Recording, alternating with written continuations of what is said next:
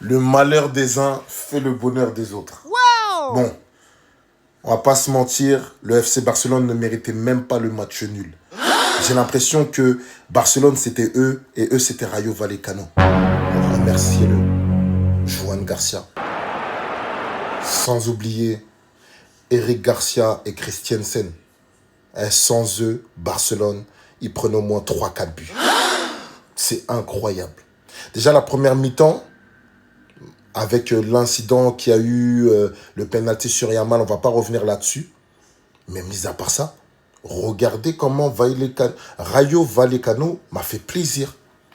Techniquement parlant, ils n'avaient pas peur de jouer face au FC Barcelone. Et c'est pour dire que les gardiens ne sont pas obligés de jouer court. Vous savez, le jeu là qu'ils essayent de mettre en place, là, de prendre des risques, de ressortir le ballon de derrière. Il n'y a pas besoin. Nope. Il n'y a pas besoin. Nope. La faille du FC Barcelone, c'était au milieu de terrain. On n'a pas vu l'impact d'Olmo, on n'a pas vu l'impact de Pedri et encore moins de De Jong. C'est le milieu de terrain, c'est pas la défense. Parce que la défense, elle est très bonne. Contrairement à ce qu'on peut nous faire croire.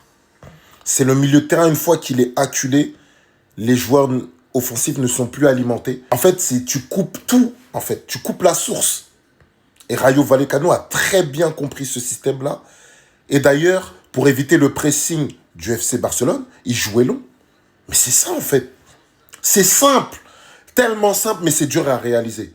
Et physiquement, ils étaient là où ils étaient au top. J'étais quand même déçu du FC Barcelone par rapport à l'impact. Le manque d'impact. Manque de connexion. Ils n'étaient pas dedans. Encore une fois, Yamal, il sort encore son épingle du jeu dans ce genre de match-là. Match nul non mérité pour moi, mais au moins il gratte un point et il reste dans la course. C'est que le début de saison. Ils vont peut-être corriger leurs erreurs, j'en sais rien. Mais dans une équipe où les attaquants sont cliniques, Barcelone prend 3-4 buts ce soir. Dites-moi ce que vous en pensez dans les commentaires.